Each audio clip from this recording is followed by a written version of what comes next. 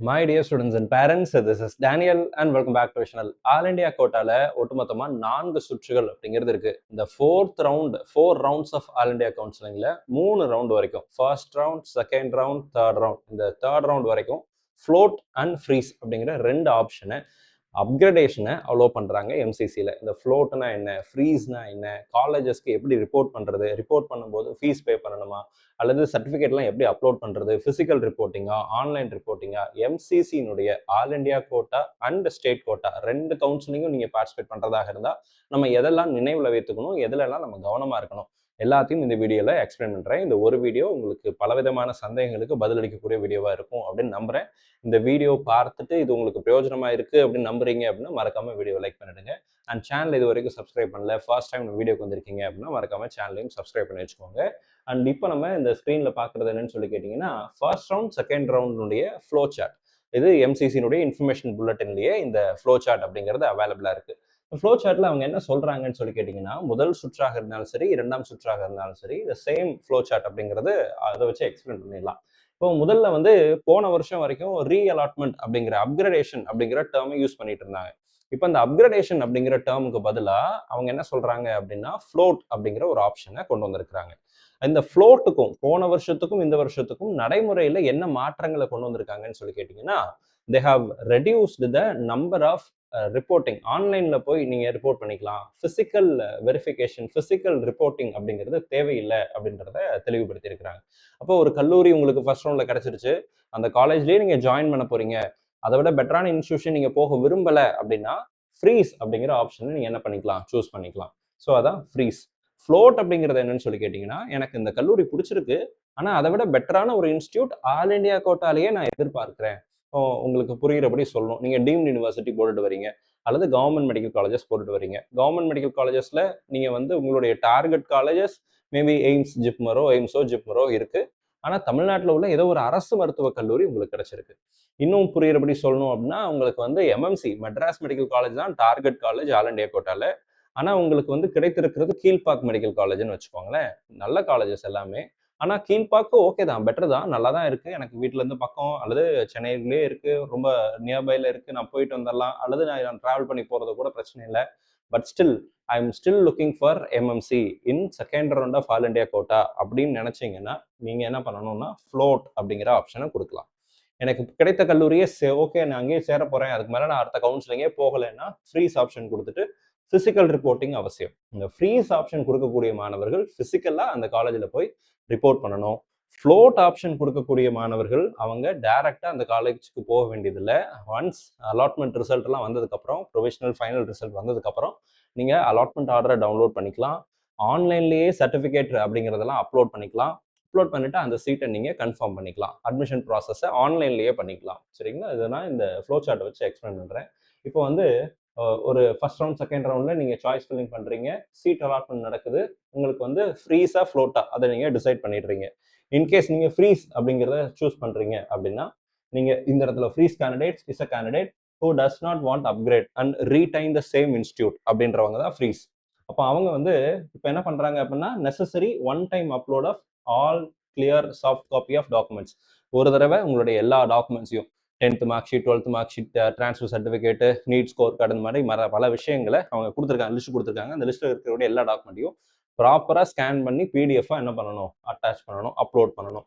இந்த மாணவர் Tamil Nadu கவுன்சிலிங்லையும் state கவுன்சிலிங்லையும் participate பண்றாங்க. ஆல்சோ பார்ட்டிசிபேட்ஸ் இன் ஸ்டேட் கவுன்சிலிங் அப்படின்னா அலாட் ஆயிடுச்சு, அங்கே ஆல் இண்டியா ஸ்டேட் கோட்டால ஒரு சீட் அலாட் ஆயிடுச்சு, அந்த சீட்ல ஜாயின் பண்ண போறாரு அப்படின்னா then they have to resign all India quota seats. All India கோட்டால கிடைச்ச முதல் சுற்றுல கிடைச்ச சீட்டை அல்லது இரண்டாம் சுற்றுல கிடைச்ச சீட்டை அவங்க சரண்டர் பண்ணிக்கலாம், ரிசைன் பண்ணிக்கலாம். அதுக்கும் ஆன்லைன்லேயே பண்ணிக்கலாம். இது ஃப்ரீஸ் ஆப்ஷன். சரிங்களா?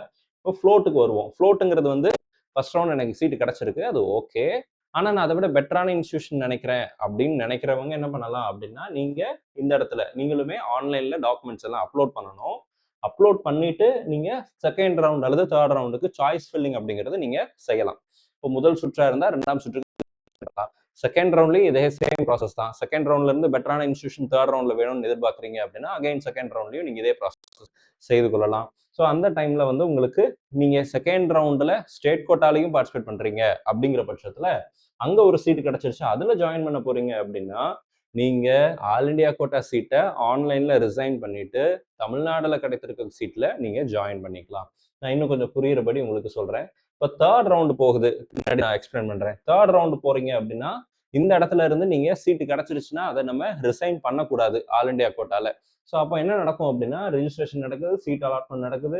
இப்போ ஃப்ரீஸ் ஃப்ளோட் யாரா இருந்தாலும் சரி பிசிக்கல் ரிப்போர்ட்டிங் தான் ரவுண்ட் 3 பொறுத்த வரைக்கும். ஏன்னா அதுக்கப்புறம் வேற எந்த விதமான விஷயமும் கிடையாதுன்றதுனால டைரக்டா போய் என்ன பண்ணணும், will have to report physically to allotted institute for admission அப்படின்னு சொல்லிட்டாங்க.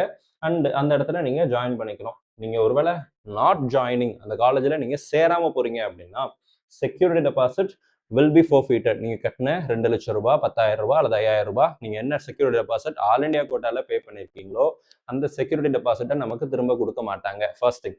ரெண்டாவது, அடுத்த ரவுண்டுக்கு also cannot participate in further round. அதெல்லாம் கொஞ்சம் ஃப்ளோ சார்ட் எல்லாத்தையும் காமிக்கணுன்றதுனால சிம்பிளா வச்சிருக்கிறேன். இன்ஃபர்மேஷன் புல்லட்டின்ல இந்த ஃப்ளோ சார்ட் எல்லாம் இருக்கு, பாத்துக்கோங்க. சரிங்களா? அப்போ you cannot participate in further rounds. All இண்டியால நீங்க அடுத்தடுத்த ரவுண்டுக்கு என்ன பண்ண முடியாதுன்னா பார்ட்டிசிபேட் பண்ண முடியாது அப்படின்னு சொல்லிட்டாங்க. இப்போ வந்து ஃபர்ஸ்ட் ரவுண்டு பாருங்களேன், யாரெல்லாம் பார்ட்டிசிபேட் பண்ணலாம் அப்படின்னா சீட்டு எதிர்பார்க்கிற எல்லாருமே ஃபர்ஸ்ட் ரவுண்ட்ல பார்ட்டிசிபேட் பண்ணலாம். அண்ட் இங்கே செக்யூரிட்டி டெபாசிட் வந்து refundable security deposit. First round வந்து ஃப்ரீ எக்ஸிட் இருக்கு. இந்த ஃப்ரீ எக்ஸிட்டை பொறுத்த வரைக்கும் உங்களுக்கு ஒரு சீட்டு கிடைக்குது. அந்த சீட்டு கிடைச்ச உடனே ரிசல்ட்டை பார்க்குறீங்க. இப்போ நீங்க என்ன பண்ண போறீங்க, ஃப்ரீஸ் ஆப்ஷன் கொடுக்குறீங்க. எனக்கு அந்த காலேஜே ஓகே அப்படின்னா பிசிக்கலா நீங்க அந்த காலேஜுக்கு டைரக்டா போய் நீங்க என்ன பண்ணிக்கலாம், physical reporting with original documents at allotted medical and dental colleges against round 1 for candidates who to not want upgradation. எனக்கு ஃப்ளோட் வேண்டியதில்லை, அப்கிரேடேஷன் வேண்டியதில்லை அப்படின்னா பிசிக்கலா நீங்க போய் ரிப்போர்ட் பண்ணி ஃபீஸ் எல்லாம் பே பண்ணி ஜாயின் பண்ணிக்கலாம். And candidates who want to upgrade their seat in round 2. அப்போ இந்த ஃபர்ஸ்ட் ரவுண்ட்ல எனக்கு சீட் கிடைச்சிருக்கு, அதை விட செகண்ட் ரவுண்ட் போகணும்னு நினைக்கிறேன், பெட்டரா இருக்கணும்னு நினைக்கிறேன் அப்படின்னு நினைச்சா அவங்க ஃப்ளோட் அப்படிங்கறத கொடுத்துக்கலாம். And you can give willingness for upgradation in online mode. ஆன்லைன்ல நீங்க என்ன பண்ணிக்கலாம், வில்லிங்னஸ் கொடுத்துக்கலாம், செகண்ட் ரவுண்ட் நான் போறேன் அப்படின்னு சொல்லி. அண்ட் இந்த இடத்துல such candidates do not need to physically report at the allotted college. Float போறவங்க பிசிக்கலா ரிப்போர்ட் பண்ணணுங்கிற அவசியம் கிடையாது. All the candidates, whether freeze or float, have to mandatorily submit the scanned copies. நீங்க ஃப்ரீஸ் எடுத்தாலும் சரி, ஃப்ளோட் எடுத்தாலும் சரி, மேனுவல் சர்டிஃபிகேட்ஸ் ஆன்லைன்ல நீங்க கண்டிப்பா அப்லோட் பண்ணணும் அப்படிங்கிறதையும் இந்த இடத்துல என்ன பண்ணிருக்காங்க, சொல்லியிருக்காங்க. Note, if registered candidate is not allotted a seat, he can participate in round 2 directly without fresh registration. இப்போ ஃபர்ஸ்ட் ரவுண்ட்ல நீங்க சாய்ஸ் ஃபில்லிங்கே பண்ணல, ஆனால் ரெஜிஸ்ட்ரேஷன் பண்ணிருக்கீங்க, சீட் கிடைக்கல, ரெஜிஸ்ட்ரேஷனே சாய்ஸ் ஃபில்லிங் பண்ணவே இல்லை அப்படின்னா கூட நீங்க செகண்ட் ரவுண்டுக்கு போய்க்கலாம். ஃபர்ஸ்ட் ரவுண்ட்ல சாய்ஸ் ஃபில்லிங் எல்லாம் பண்ண சீட்டே கிடைக்கலன்னா செகண்ட் ரவுண்டுக்கு டைரக்டா நீங்க போய்க்கலாம். இப்போ செகண்ட் ரவுண்டு பார்க்கலாம். செகண்ட் ரவுண்டு பொறுத்த வரைக்கும் ஃபர்ஸ்ட் ரவுண்ட்ல சீட்டு கிடைக்காத மாணவர்கள் ஜாயின் பண்ணலாம், பார்ட்டிசிபேட் பண்ணலாம். ஃபர்ஸ்ட் ரவுண்ட்ல சீட்டு கிடைச்சது, ஆனா நான் ஜாயின் பண்ணல, இவங்களும் செகண்ட் ரவுண்டுக்கு பார்ட்டிசிபேட் பண்ணலாம். ஃபர்ஸ்ட் ரவுண்ட்ல சீட்டு கிடைச்சது, நான் அந்த காலேஜ்ல ஃப்ளோட் ஆப்ஷன் கொடுத்துட்டேன், ரீ அலாட்மெண்ட் போறேன், அப்கிரேடேஷன் போறேன் அப்படின்னு சொல்லியிருக்கேன் அப்படின்னா அவங்களும் செகண்ட் ரவுண்டுக்கு பார்ட்டிசிபேட் பண்ணலாம். நான் ஃபர்ஸ்ட் ரவுண்ட்ல பார்ட்டிசிபேட்டே பண்ணல சார், நான் 2 லட்சம் ரூபாய் 1 லட்சம் அந்த மாதிரி செக்யூரிட்டி டெபாசிட்லாம் கட்டல, ரிஜிஸ்ட்ரேஷனே பண்ணல ஃபர்ஸ்ட் ரவுண்டுக்கு, நான் பார்ட்டிசிபேட் பண்ணலாமான்னா எஸ், நீங்களும் என்ன பண்ணலாம், செகண்ட் ரவுண்ட்ல ஃப்ரெஷ்ஷா ரெஜிஸ்ட்ரேஷன் பண்ணி டெபாசிட் பே பண்ணி நீங்க இது பண்ணிக்கலாம். Exercising of fresh choice filling and locking of choices. நீங்க புதுசா தான் என்ன பண்ணணும், சாய்ஸஸ் கொடுக்கணும். ஃபர்ஸ்ட் ரவுண்ட்ல கொடுத்த சாய்ஸ் ஃபர்ஸ்ட் ரவுண்டோட க்ளோஸ் ஆயிரும், செகண்ட் ரவுண்டுக்கு புதுசா சாய்ஸ் ஃபில்லிங் கொடுக்கணும். அதுக்கப்புறம் ரிசல்ட் ரிலீஸ் பண்ணுவாங்க. ரிசல்ட் ரிலீஸ் பண்ணதுக்கு அப்புறம் உங்களுக்கு அந்த காலேஜ் கிடைச்சிருச்சு, கிடைச்ச காலேஜே ஓகே, ஃப்ரீஸ் பண்ண போறேன் அப்படின்னா பிசிக்கலா நீங்க என்ன பண்ணணும், அந்த காலேஜ்ல செகண்ட் ரவுண்ட்ல கிடைச்ச காலேஜ்ல போய் ரிப்போர்ட் பண்ணணும். இல்ல சார், செகண்ட் ரவுண்ட்ல கிடைச்ச காலேஜை விட இன்னும் பெட்டரான இன்ஸ்டிடியூஷன் வேணும்னு நினைக்கிறேன், ஃப்ளோட் போலாமா அப்படின்னு கேட்டா எஸ், டைரக்டா நீங்க ஃப்ளோட் ஆப்ஷன் கொடுத்துக்கலாம். ஃப்ளோட் ஆப்ஷன் கொடுக்குறவங்க நீங்க எந்த விதமான பிசிக்கல் ரிப்போர்ட்டிங் பண்ண வேண்டியதில்லை. ஆல்ரெடி ரவுண்ட் 1லயே நீங்க ஆன்லைன் டாக்குமெண்ட்ஸ் சப்மிட் பண்ணியிருந்தீங்கன்னா செகண்ட் ரவுண்டுக்கு பண்ண வேண்டியதில்லை. ஃபர்ஸ்ட் ரவுண்ட்ல பார்ட்டிசிபேட் பண்ணல, செகண்ட் ரவுண்ட்ல தான் முதல் முறையா நான் பார்ட்டிசிபேட்டே பண்றேன் அப்படின்னா ஆன்லைன்ல உங்களுக்கு ஃப்ளோட் கொடுத்தீங்கன்னா சர்டிபிகேட்ஸ் எல்லாம் அப்லோட் பண்ண வேண்டியது இருக்கும், ஃப்ரீஸ் கொடுத்தாலும் அப்லோட் பண்ண வேண்டியிருக்கும். சரிங்களா? ஸோ இப்போ ரவுண்ட் 3 பார்க்குறோம். ரவுண்டு இப்போ ஒருவேளை செகண்ட் ரவுண்ட்ல அப்டேட் ஆயிடுச்சு அப்படின்னா ஃபர்ஸ்ட் ரவுண்ட் சீட் ஆட்டோமேட்டிக்கா என்ன பண்ணிடும், கேன்சல் ஆயிரும். செகண்ட் ரவுண்ட் சீட்ல தான் நீங்க சேர்ற மாதிரி இருக்கும். The candidates who have been allotted seats in round 2 but do not join. இப்போ செகண்ட் ரவுண்ட்ல சீட் கிடைச்சிருச்சு, ஆனா எனக்கு ஸ்டேட் கோட்டா செகண்ட் ரவுண்ட்லயும் சீட் கிடைச்சிருச்சு, நான் ஸ்டேட்ல போய் ஜாயின் பண்ண நினைக்கிறேன், ஆல் இண்டியா கோட்டா சீட் வேண்டாம்னு நினைக்கிறேன், வெளியே வரலாமான்னு கேட்டா தாராளமா வெளியே வரலாம். ஆனா செக்யூரிட்டி டெபாசிட் 2 லட்சம் ரூபாய் நீங்க கட்டிருப்பீங்க டீம்ட் யூனிவர்சிட்டிக்கு, கவர்மெண்ட் காலேஜஸ்க்குனா 5,000 அல்லது 10,000 பே பண்ணிருப்பீங்க, அந்த டெபாசிட் அமௌண்ட் ஃபோர்ஃபீட் ஆகிடும். அதான் இந்த இடத்துல போட்டிருக்காங்க, with their security deposit forfeited. நீங்க அந்த செக்யூரிட்டி டெபாசிட் ஃபோர்ஃபீட்டோட வெளியே வந்து கொள்ளலாம் அப்படின்னு சொல்றாங்க. Candidates getting upgraded in round 2 shall not have any claim on round 1 seat. Second ரவுண்ட்ல ஒரு சீட் உங்களுக்கு புதுசா அலாட் ஆயிடுச்சுன்னா ரவுண்ட் 1 சீட்டு உங்களோட சீட்டு கிடையாது, அதுக்கு மேலே நமக்கு எந்த கிளைமும் இல்லை, அது கேன்சல் ஆகிடும் அப்படிங்கிறதையும் தெளிவுபடுத்தியிருக்கிறாங்க. இப்போ ரவுண்ட் 3 பார்த்துடலாங்க, தேர்ட் ரவுண்ட். சரிங்களா? வீடியோ கொஞ்சம் லென்த்தி தான், ஆனால் கான்செப்ட் எல்லாத்தையும் சொல்லணும்னா எக்ஸ்பிளைன் பண்ண வேண்டிய அவசியம் அப்படிங்கிறது இருக்கு. எந்த அளவுக்கு சிம்பிளாக சொல்ல முடியுமோ அந்த அளவுக்கு சிம்பிளாக சொல்கிறேன். ஏதாவது டவுட் இருந்துச்சுன்னா கமெண்ட்ல போடுங்க, இன்னும் கொஞ்சம் எக்ஸ்பிளைன் பண்ணி நெக்ஸ்ட் வீடியோவில் கவர் பண்ணுறேன்.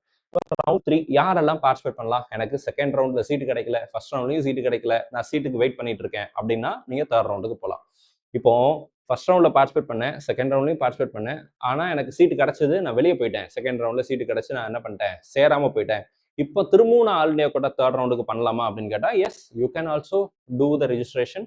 ஆனா புதுசா செக்யூரிட்டி டெபாசிட் கட்டணும். ஏன்னா செகண்ட் ரவுண்ட்ல சீட்டு கிடைச்சு வேண்டாம்னு சொன்னோம் இல்லையா, அதனால 2 லட்சம் ரூபாய் அந்த டெபாசிட் அமௌண்ட்ங்கிறது ஃபோர்ஃபீட் ஆயிடும். ஸோ அப்போ திரும்பவும் நீங்க செக்யூரிட்டி டெபாசிட் கட்டிட்டு நீங்க பார்ட்டிசிபேட் பண்றதுனா பண்ணிக்கலாம். இந்த மாதிரி முடிவை யாரும் எடுக்க மாட்டாங்க. ஒரு வேலை எடுத்தா அவங்களும் பார்ட்டிசிபேட் பண்ணலாம். கவர்மெண்ட்டுக்கு 2 லட்சம் ரூபாய் எக்ஸ்ட்ரா கிடைக்கும் இல்லையா, ஸோ அதனால அலோவ் பண்றாங்க. இப்போ and first round second round ரெண்டுலையுமே நான் ரிஜிஸ்ட்ரேஷனே பண்ணல, டெபாசிட் கட்டலை, எதுவுமே பண்ணல. நான் தமிழ்நாட்டில் கிடைச்சிரும்னு நினைச்சிட்டு இருந்தேன், பாண்டிச்சேரியில் கிடைச்சிரும்னு நினைச்சிட்டு இருந்தேன், ஆனால் எங்கேயுமே கிடைக்கல. இப்போ நான் டீம்டு யூனிவர்சிட்டி போடலாம்னு நினைக்கிறேன், நான் பண்ணலாமா அப்படின்னு கேட்டால் எஸ், நீங்களும் ரவுண்ட் 3ல புதுசாக ரிஜிஸ்ட்ரேஷனே பண்ணிக்கலாம். Fresh registration is allowed in round 3. சரிங்களா? உங்களுக்கு இது வரைக்கும் நீங்க எதுவுமே பண்ணலைன்னா கூட நீங்க ரிஜிஸ்ட்ரேஷன் பண்ணிட்டு சாய்ஸ் ஃபில்லிங் பண்ணலாம் அப்படிங்கிற ஒரு ஆப்ஷன் கொடுக்குறாங்க.